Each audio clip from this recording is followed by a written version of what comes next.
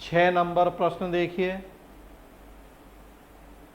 12 बज गए, 1.5 घंटे में 5 प्रश्न। थोड़ा स्पीड हम लोगों की स्लो है, या मैं थोड़ा ज़्यादा डिस्कस कर दे रहा हूँ आपसे। ऑन एन एवरेज में लेके चला था कि 10 मिनट में एक प्रश्न डिस्कस करेंगे, लेकिन यहाँ तो 5 प्रश्न ही डिस्कस हो पाए हैं 90 मिनट में, मतलब 20 मिनट डबल डिस्कशन हो जा रहा है। थोड़ा डिस्कशन कम करेंगे अब।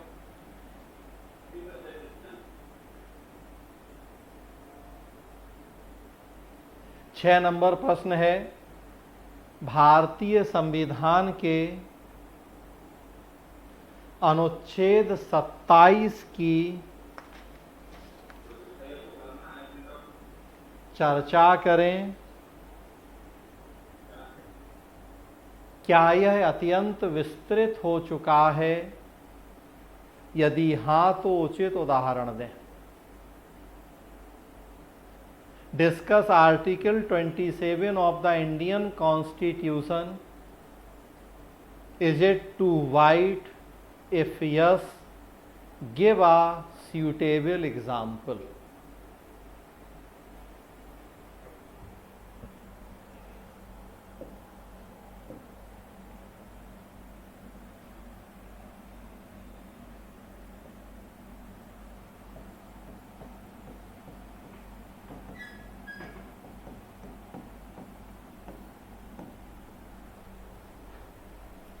क्वेश्चन नंबर 6 है,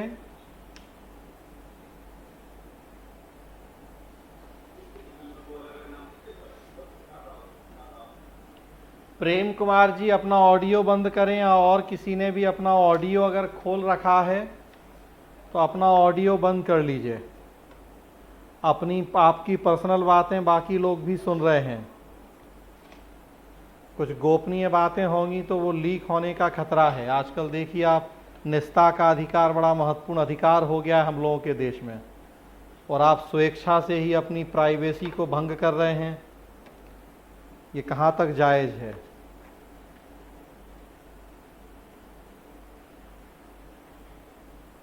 तो प्रेम कुमार जी अपनी प्राइवेसी का ध्यान रखें, बाकी लोगों की प्राइवेसी का भी ध्यान रखें,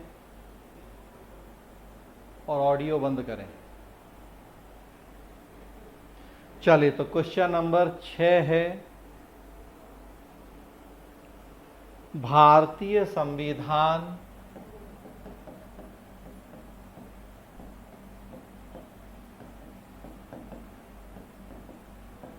का आर्टिकल 27, इसको हमें डिस्कस करना है। इसके प्रोविज़न तो इसमें तो अब फैक्चुअल है, कुछ इसमें मेरे समझाने के लिए नहीं है। अनुच्छेद 27 के जो प्रावधान हैं बस उन्हें डिस्कस कर लेना है। और सेकेंड पार्ट है कि क्या ये फर्स्ट पार्ट है प्रश्न का। अगेन हर प्रश्न की तरह यहाँ भी 2 पार्ट आप देख रहे हैं।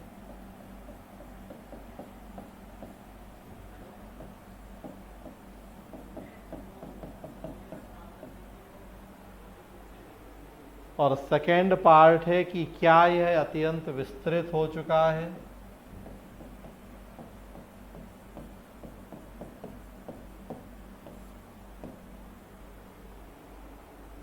यदि हाँ तो कैसे?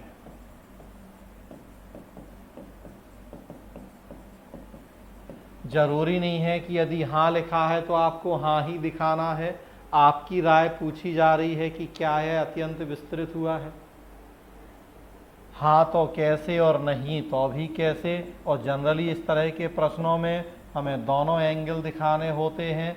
हाँ वाला एंगल भी दिखाना होता है और नहीं वाला एंगल भी दिखाना होता है।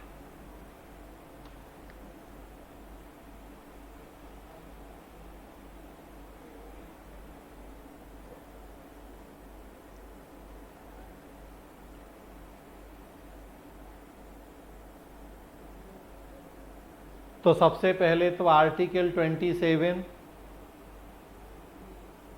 उसका प्रावधान क्या है और वो प्रावधान क्यों किया गया है।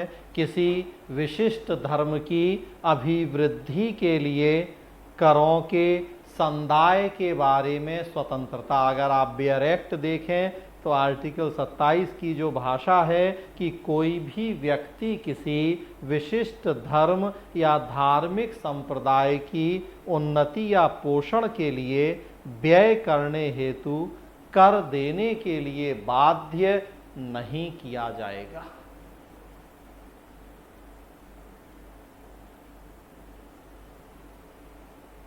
दूसरे शब्दों में, राज्य द्वारा साधारण रीति से एकत्रित करों का प्रयोग किसी विशेष धर्म या संप्रदाय की उन्नति या पोषण के लिए नहीं होगा। आप और हम जो टैक्स दे रहे हैं, सरकार उस टैक्स के पैसे को किसी धर्म या संप्रदाय की उन्नति में खर्च नहीं करेगी, या सरकार धार्मिक आधार पे हमसे टैक्स नहीं मांगेगी।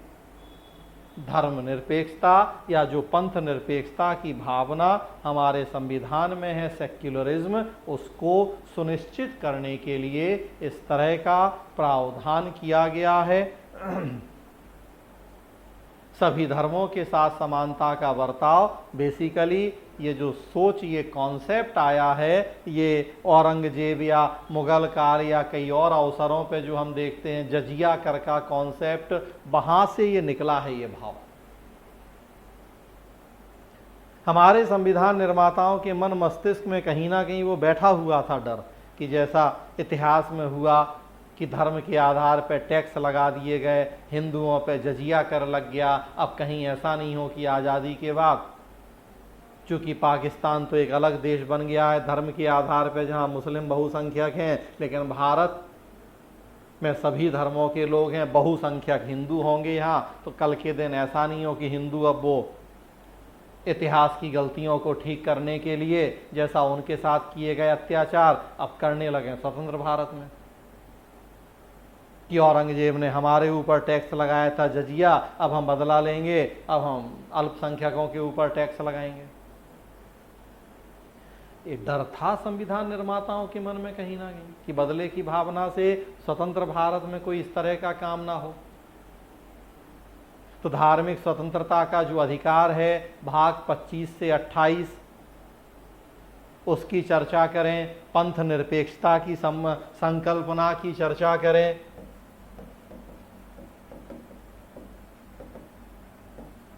और मेनली उसमें फिर जो अनुच्छेद 27 आपसे पूछा जा रहा है, तो मेनली फिर हम उसकी चर्चा करेंगे कि किसी धर्म या संप्रदाय की उन्नति के लिए कर नहीं लगाए जाएंगे, जो हम कर देंगे उनका उपयोग नहीं किया जाएगा, कि हमारे टैक्स के पैसे से सरकार कहे कि हम अयोध्या में मंदिर बना रहे, या मस्जिद बना रहे, या चर्च बना रहे, या गुरुद्वारा बना रहे, या कुछ और।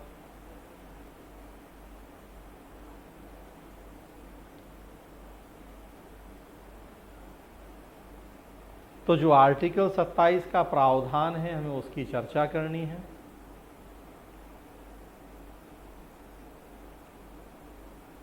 उसमें आपको ये दिखाना है कि टैक्स लगाने पे मनाही की गई है, शुल्क या फीस वसूलने पे मनाही नहीं है आर्टिकल 27 में। तो पूरा जो प्रोविज़न है उसका आपको डिटेल डिस्कस कर लेना।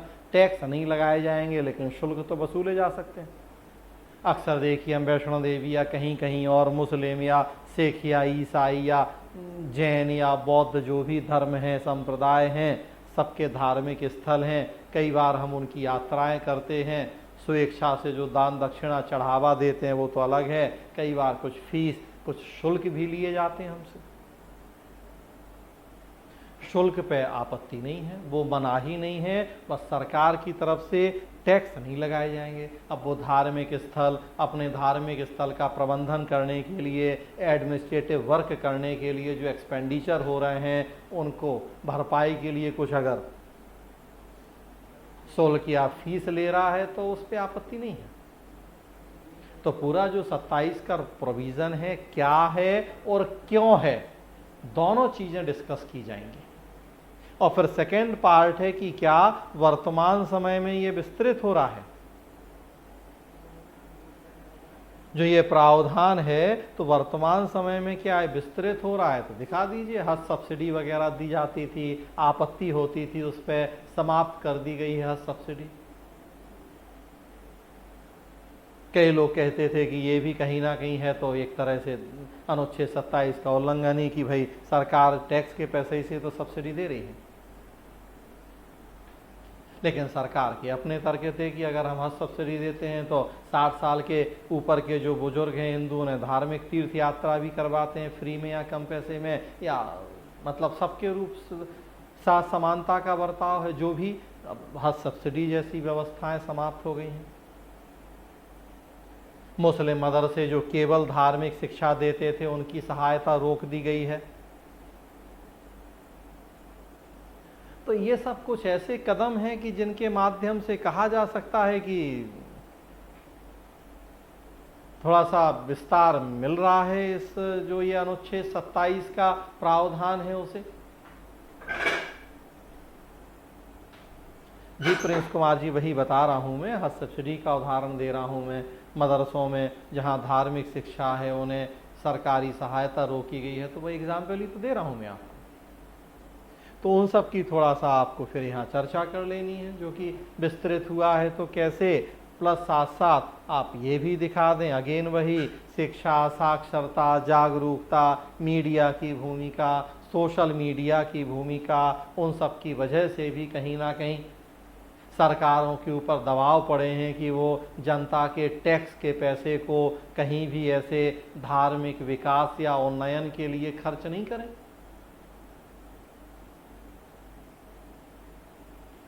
तो हमें इन सब की भूमिका भी दिखानी है कि क्यों इस तरह की भावनाएं बढ़ रही हैं आजकल, या इस तरह की भावनाओं को बल मिल रहा है।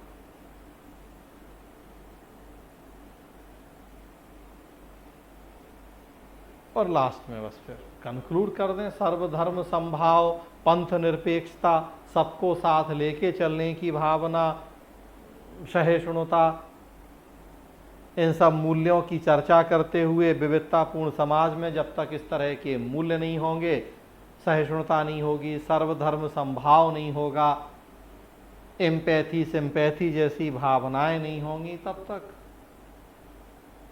जो संविधान के, जो राज्य के आदर्श हैं उनको प्राप्त कर पाना संभव नहीं होगा। तो इसकी चर्चा कर लें। तो इस तरह से ये 6 नंबर प्रश्न हो जाएगा।